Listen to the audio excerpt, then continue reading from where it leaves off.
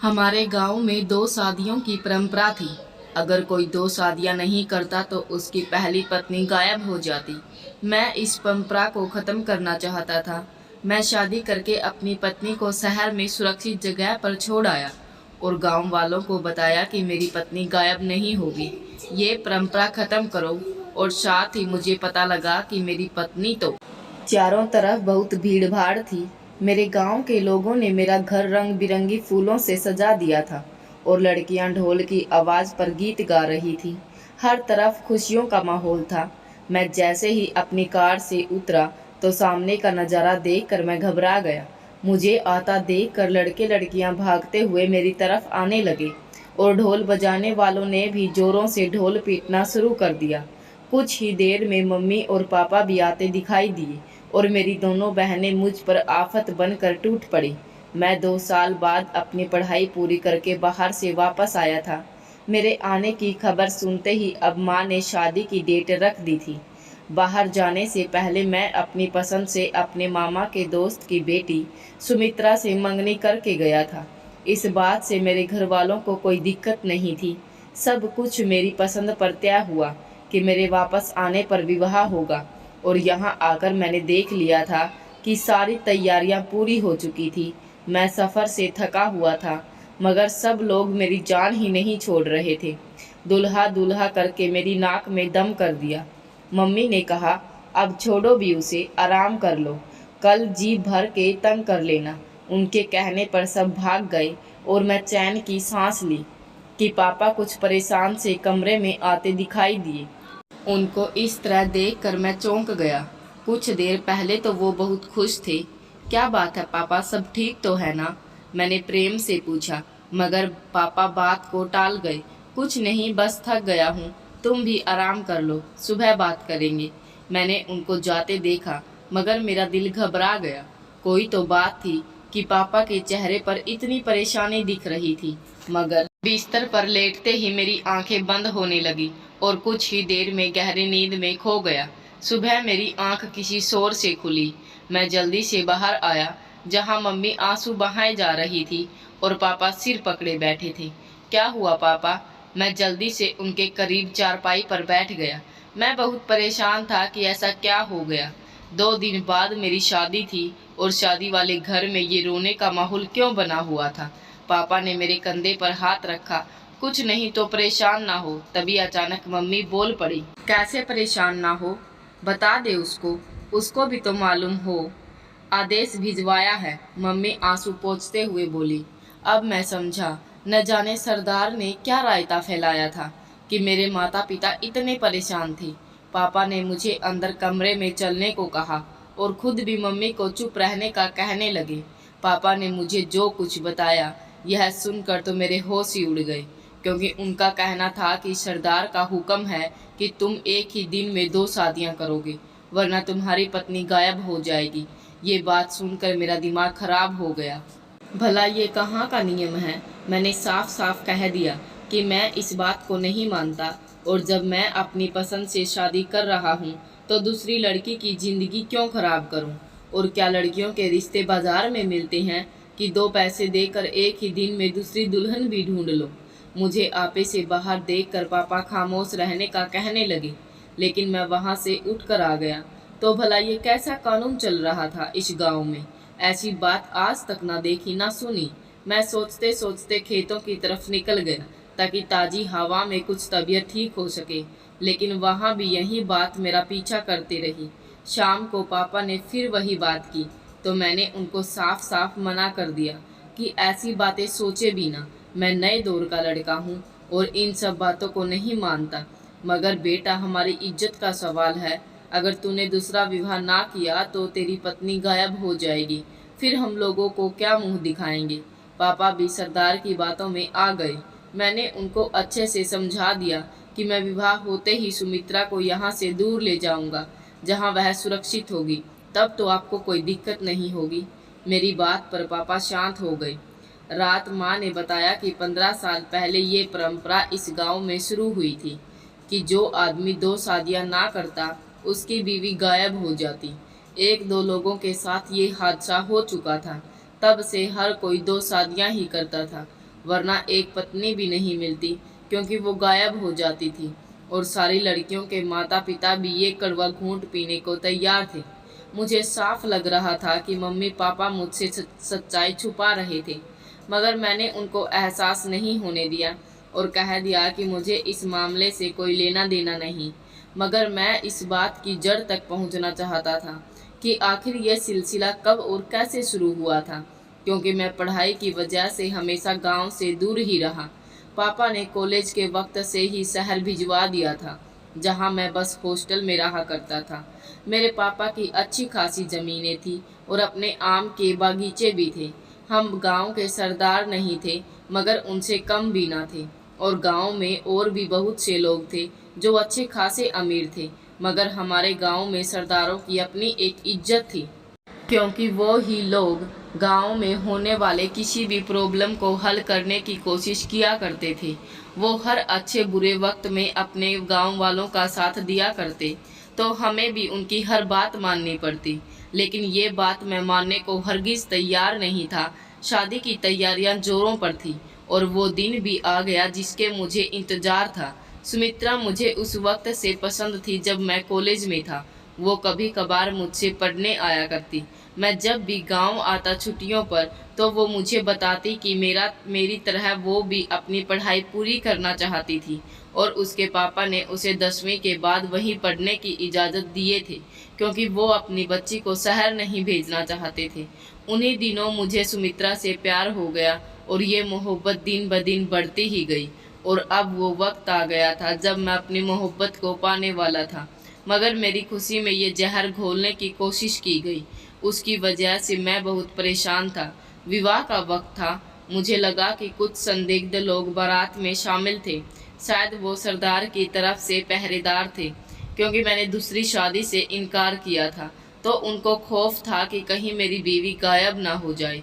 लेकिन मैं अपनी सोची समझी प्लानिंग के साथ विवाह होते ही जब दुल्हन को मेरे साथ गाड़ी में बिठाया गया, तो मैंने बहाने से कार रोकी और छुपते हुए सुमित्रा को लेकर दूसरी गाड़ी में बैठ गया, जो मेरे खास दोस्तों ने हमारे लिए खड़ी की थी। मेरा दोस्त संदीप और रोहित कब से हमारा इंतजार कर रहे थे। जैसे ही हम कार में बैठे, संदीप ने तेजी से गाड़ी चलाई और अब हम शहर की तरफ जा रहे थे। सुमित्रा को मैं पहले ही सब कुछ बता चुका था।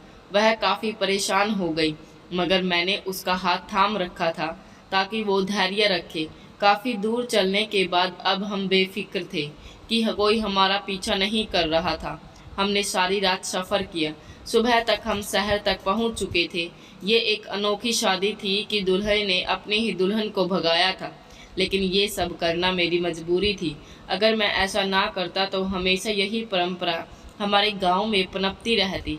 मैं इसको ख़त्म करना चाहता था। मैं सुमित्रा को यहाँ सुरक्षित जगह पर छोड़कर दूसरे दिन अपने गांव वापस चला गया, जहाँ मैं ये साबित करना चाहता था कि ये केवल एक वहम के अलावा कुछ भी नहीं है। इस रस्म को यहीं ख़त्म करके दफना दिया जाए, लेकिन शायद ये मेरी भूल थी। मैं सोच भी नहीं सकता था कि मेरे साथ क्या होने जा रहा था। दूसरे दिन मैं सुमित्रा को वहाँ छोड़कर वापस गांव चला आया, जहाँ पापा मम्मी मेरा इंतज़ार कर रहे थे। लगातार लंबे सफ़र ने मुझे काफ़ी थका दिया था, लेकिन अब मैं खुश था कि सुमित्रा महफूज थी। मैंने शाम होते ही सब घर वालों को साथ बिठाकर समझाया कि अब तो आप सबको यकीन आ गया है कि सब एक झूठी बात है जो लोगों ने फैलाई हुई है। आज के बाद इस पर कोई यकीन नहीं करेगा। अभी हम ये बात ही कर रहे थे कि गांव के कुछ लोग मुझसे मिलने आ गए। असल में उनका मकसद ये जानना था कि मेरी बीवी अभी भी मेरे पास थी या वह गायब हो चुकी थी। मैंने उन सब को बताया कि ऐसा कुछ नहीं है, सुमित्रा सुरक्षित है और मैं उस रस्म को ख़त्म करना चाहता हूँ। वहाँ बैठे एक शख्स ने पूछा कि हम कैसे मान लें कि वो सुरक्षित है। उसकी ये बात पर मैंने अपना फ़ोन निकाला और उसी वक्त सुमित्रा को कॉल मिला दी, लेकिन उसका फ़ोन बंद जा रहा था। सामने सारे लोग अजीब नज़रों से मेरी तरफ देखे जा रहे थे। मैं बार बार कॉल कर रहा था, मगर कोई जवाब नहीं आ रहा था। अब मुझे चिंता होने लगी। मेरे माथे से पसीना निकलने लगा, दिल की धड़कनें बढ़ने लगी। हे भगवान, ये सब क्या हो रहा था? न जाने क्यों मुझे एहसास हो रहा था कि सुमित्रा खतरे में थी। जबकि वहाँ बैठे लोगों ने चिल्लाना शुरू कर दिया कि हमने तो पहले ही कहा था, लेकिन तुम ही नहीं माने। मुझे उन सब की बातें सुनकर घबराहट होने लगी। मैं जल्दी से उठकर बाहर आ गया। अब मैंने संदीप को कॉल किया और उसने बताया कि रात में अचानक उसकी तबीयत खराब हो गई और वो अपने घर वापस आ गया था। जब सुमित्रा की देखरेख के लिए अपने खास 2 नौकरों को लगाया था। संदीप, तुम्हें सुमित्रा को अकेला नहीं छोड़ना चाहिए था। मैंने उसकी कॉल काटी। उसी वक्त अपनी गाड़ी में बैठकर वहां से निकल गया। न जाने सुमित्रा किस हालत में होगी। मेरा दिमाग में अजीब ख्याल आने लगे। मैं जैसे ही शहर पहुंचा तो संदीप ने बताया कि सुमित्रा के साथ साथ दोनों नौकर भी गायब हैं। अजीब सी बेबसी थी। मैं पुलिस को भी नहीं बता सकता था, लेकिन जाने से पहले मैं सारा बंदोबस्त कर रखा था कि अगर सुमित्रा को वहां से गायब किया जाता है तो मुझे मालूम हो सके कि वो कहाँ है। लेकिन यह बात मैं सबसे छुपा कर रखा था, अपने दोस्तों को भी नहीं बताई, क्योंकि हो सकता था कि कोई भी इस अहम बात को किसी के सामने बोल दे तो वो लोग जो कि सुमित्रा को गायब करने वाले थे वो चौकन्ना हो जाते। मैंने जल्दी से अपना फ़ोन निकाला और अकेले में जाकर एक नंबर डायल किया। कुछ ही देर बाद मेरी कॉल रिसीव कर ली गई और अब मेरा दिल बहुत ज़ोर से धड़कने लगा कि आगे से क्या जवाब मिलता है। मेरी कॉल के जवाब में सिर्फ खामोशी थी और बस 2 मिनट में एक मैसेज मुझे मिला। वो लाइव लोकेशन थी। मेरा दिल घबरा रहा था। मैंने संदीप और रोहित को अपने साथ आने को कहा और वहां से निकल आया। मैं उसी तरफ जा रहा था जहां मुझे वो लोकेशन लेकर जा रही थी। फिलहाल संदीप और रोहित को इस बात का पता नहीं था। काफ़ी दूर जाने के बाद हम एक सुनसान जगह पर नजर आए, जहां दूर दूर तक कोई आबादी नजर नहीं आ रही थी। अब मैंने फैसला कर लिया कि मुझे पुलिस की मदद की ज़रूरत है। मैंने अपने एक करीबी दोस्त को कॉल किया जो कि हाल ही में एसीपी बना था। मैंने उसे अपनी परेशानी बताई और अपनी लोकेशन सेंड की कि इस इलाके के एसएचओ की मदद चाहिए। उसने मुझे यकीन दिलाया कि तुम बेफिक्र हो जाओ, मैं भेजता हूँ। और तकरीबन आधे घंटे हम वहीं इंतजार करते रहे। जैसे ही पुलिस की गाड़ी आती दिखाई दी, हम तीनों ने सारा किस्सा पुलिस को बता दिया और पापा को कि यहाँ की लोकेशन मिली है। वो हमारी मदद को तैयार हो गए और हम उसी तरफ चल पड़े जहाँ से सिग्नल आ रहे थे। दरअसल मैंने एक प्राइवेट जासूसी की एजेंसी के लिए 2 घंटे हायर किए थे, ताकि अगर कोई सुमित्रा को अगवा करने की कोशिश करता है तो वो भी उनका पीछा करे, और आज उन्हीं की बदौलत मैं इस जगह पहुंच पाया था। इस इलाके में काफ़ी दूर जाकर एक पुरानी बिल्डिंग नज़र आई जो कि गोदाम थी जहां गेहूं रखा जाता था। हम जैसे ही वहां पहुंचे तो हमें देखकर एक आदमी ने भागना शुरू कर दिया, लेकिन पुलिस ने जल्द ही उसे आड़े हाथों ले लिया। हम लोग अंदर पहुंचे तो वहां कोने में सुमित्रा को बैठाया हुआ था, जिसके हाथ पैर रस्सियों से बांधे थे। मैंने जल्दी से ही उसकी रस्सियों को आज़ाद किया और तसल्ली दी। वो मुझे देख कर रोने लगी। उसके मेहंदी लगे हाथों में जख्म पड़ चुके थे। मैं इन लोगों को सज़ा दिलाना चाहती थी। सुमित्रा, तुम हिम्मत करो। वहाँ टोटल 4 लोग थे जिनको गिरफ्तार कर लिया गया था। हम सब थाने आ गए और वहाँ इन मुजरिमों को थोड़ी सी मार क्या पड़ी। उन सब ने सब सच उगल दिया। बोले, किसके कहने पर तुम लोगों ने इसे अगवा किया था? और फिर कांपते हुए उन लोगों ने बता दिया, लेकिन जो नाम उनके मुंह से निकला वो सुनकर मेरा रूह है कांप गया। ये झूठ बोल रहे थे। मुझे बिल्कुल यकीन नहीं आ रहा था। भला ऐसे कैसे हो सकता था? लेकिन वो लोग अपनी बात पर डटे थे। उनका कहना था कि उन्होंने ये सब सरदार के कहने पर किया था। ऐसे कैसे हो सकता था? वो हमारे सरदार थे, हमारी बहू बेटियों की इज्जत का ख्याल रखते थे, और वो ही गांव की हर लड़की को कैसे अगवा कर सकते थे? लेकिन कोई बात तो थी। आखिर ये कैसा राज था जो सरदार ये कदम उठाने पर मजबूर हो गया? हमारे गांव तो ये अत्याचारी सरदार वाला कोई बात हुई ही नहीं। अब ये कैसा हुआ? मुझे बात की तह तक पहुंचना था और इस सवाल का जवाब मुझे खुद ढूंढना था। मैं एक पढ़ा लिखा नौजवान था। मेरा फर्ज बनता था कि मैं सरदार से सवाल करूं, चाहे उससे मुझे कोई भी खतरा क्यों ना हो। वहां से निकलते ही मैं वापस सुमित्रा को लेकर गांव आ गया। जब घर वाले सुमित्रा को देखकर बहुत खुश हुए, लेकिन अब मैं भी परेशान था। कुछ देर आराम करने के बाद मैं सरदार की हवेली की तरफ निकल गया, जहाँ सरदार अपने गांव वालों के मसले सुन रहा था। मैंने भी उनको नमस्कार बोला और बोला, सरदार मेरा भी एक ज़रूरी मामला है, अगर आप आज्ञा दे तो सबके सामने बयां करूं या अकेले में सुनना चाहेंगे। सरदार ने मेरी बात पर सिर हिला कर कहा, मुझे मालूम हुआ कि तुम्हारी बीवी गायब हो चुकी है, और अगर तुम हमारी बात मान लेते तो ऐसा बिल्कुल भी ना होता। वो जानबूझकर बोला था कि सब लोग जान ले कि मैंने उनकी बात ना मानकर बुरा किया है। नहीं सरदार, वो बात नहीं है। दरअसल सच्चाई कुछ यूं है कि मैंने अपनी पत्नी को छुड़वा लिया है, और जो लोग पकड़े गए थे उन्होंने नाम भी बता दिया है कि वो किसके कहने पर ऐसा कर रहे थे। मेरी बात सुनकर अब की बार सरदार का रंग फीका हो चुका था और वो अपने माथे से पसीना साफ करने लगा। उन्होंने उसी वक्त मुझे कहा, मेरे साथ अंदर चलो, और जल्दी जल्दी वहाँ से अंदर की तरफ जाने लगे। मुझे अब किसी बात का डर नहीं था, क्योंकि मुझे भगवान पर विश्वास था। कोई सरदार किसी से उसकी इज्जत नहीं ले सकता। अंदर जाते ही सरदार ने गरजते हुए पूछा कि क्या बेहूदगी थी, तुम क्या साबित करना चाहते थे? मैंने अभी आपको कुछ बताया भी नहीं, आप बिना वजह क्यों चिल्ला रहे हैं? तब उसने खुद को कुछ काबू में किया, लेकिन मैं पूछना चाहूँगा कि आपने यह सब क्यों किया? हम तो आपको गांव का रक्षक समझते थे, और आपने हमारी इज्जत पर डाका डालने की कोशिश की। मेरी शादी की रात जब मैंने आपके आदमी अपने आसपास देखे तो मुझे फ़ख्र महसूस हो रहा था कि मेरे सरदार ने मेरी इज्जत की हिफाजत के लिए उनको भेजा था। लेकिन यह मेरी भूल थी। आपने तो मेरी बीवी को गायब करने के लिए उनको भेजा था। आखिर क्यों? मैं चिल्ला पड़ा। सरदार तो चाहता तो सबके सामने अपना राज खोल कर रख देता। पूरे गांव में आप मुंह दिखाने के काबिल न रहते। आसपास के इलाकों के सरदार भी थू थू करते। लेकिन मैं आपसे सच्चाई जानना चाहता हूँ कि ऐसा क्यों किया। मेरी बात पे सरदार के कंधे झुक गए और वो चारपाई पर बैठ गया। तुम सच कहते हो, मैं ही तुम्हारा मुजरिम हूँ, लेकिन मैंने अपनी इज्जत बचाने के लिए किया। आज से 15 साल पहले मैंने अपनी पसंद से धूमधाम से शादी की थी। मेरी शादी के दिन कहीं से एक फ़कीर आया जो अजीब से हुलिये में था। उसने सबके सामने मुझे कुछ कहा कि 2 शादियां करो, वरना तेरी पहली पत्नी गायब कर दूंगा। ये कहकर वो ज़ोर ज़ोर से हंसने लगा। सब लोग उसकी बात को मजाक समझकर हंसने लगे। मैं शहर की एक लड़की से शादी कर रहा था, जो कि एक गरीब घर से थी। सबके मना करने के बावजूद मेरे स्वर्गीय पापा ने जोर डाला कि शहर की लड़की से शादी मत करो, वह यहाँ नहीं रह पाएगी। मगर मुझे अपनी मोहब्बत पर विश्वास था। मैं भी तुम्हारी तरह नौजवान था, अपनी पत्नी को इज्जत देना चाहता था।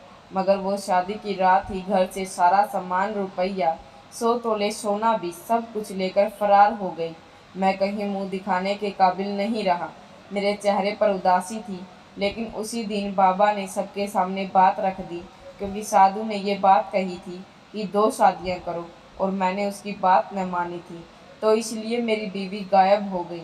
पहले तो लोग इस बात को मानने को तैयार न थे, लेकिन अगले माह जब एक लड़की की शादी हुई तो मैंने 2 शादियों का कहा, मगर वो भी ना माना।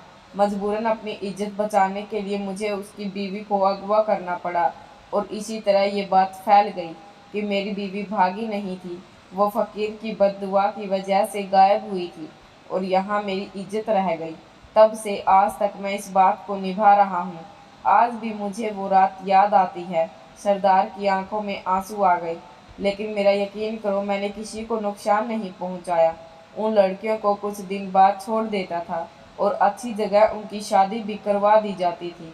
बस तुम्हारी बीवी से पहले 2 और दुल्हनों को अगवा करवाया था, वरना तो सभी कई सालों से बात मानते आ रहे थे। 2 शादियाँ करनी थी। मैं हैरान और सदमे से बेहाल था। अपनी झूठ छिपाने के लिए कोई इतना भी गिर सकता है? आपने जो किया उसकी सजा आपको भुगतनी पड़ेगी। सरदार, या तो आप सबके सामने सरदारी से इस्तीफा दे दीजिए, या फिर अपना सच सबके सामने मान ले। मैं नहीं चाहता कि हमारे गांव का मुजरिम हमारे साथ रहकर हमारे ऊपर राज करे। ये सब कहकर मैं वहां रुका नहीं और गुस्से से चला आया। मैं खामोश था सिर्फ और सिर्फ इसलिए कि सरदार खुद ही अपना जुर्म कबूल कर ले और दूसरे दिन मुझे मालूम हुआ कि सरदार ने रात को अपनी जान ले ली। कितनी अजीब बात थी ना। उस शख्स ने अपने झूठ को अपने ऊपर सवार कर लिया था। अगर वो इस बात को सबके सामने बता देता कि उसकी बीवी उसको छोड़कर भाग गई थी, तो आज इस गांव की बहू बेटियों की इज्जत महफूज होती। लेकिन इस सरदार ने दुनिया के साथ साथ खुद को भी बर्बाद कर लिया। अगर वो सारे गांव से माफ़ी मांग लेता तो शायद लोग उसे माफ़ कर देते। लेकिन हाँ, सबको मालूम हो चुका था, क्योंकि सरदार ने खत में अपना जुर्म कबूल कर लिया था। अब हम बेफिक्र थे। अब किसी शख्स को बिना वजह 2 शादियां नहीं करनी पड़ती। मैं और सुमित्रा बहुत खुश थे और गांव की पंचायत के मुताबिक मेरे पापा को सरदार चुन लिया गया।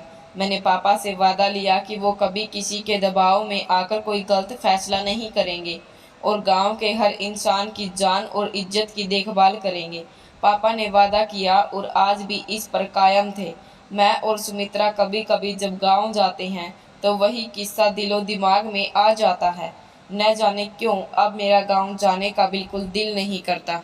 बस प्रार्थना करता हूँ कि भगवान सभी को खुश रखे और बुरे लोगों से बचाए। धन्यवाद दोस्तों। तो आपको हमारी कहानी कैसी लगी कमेंट में ज़रूर बताएं। वीडियो को लाइक कर दीजिए और चैनल को सब्सक्राइब करके घंटी को दबाकर ऑल पर सेट कर लीजिए, ताकि आने वाली हर वीडियो का नोटिफिकेशन आप तक पहुँचे।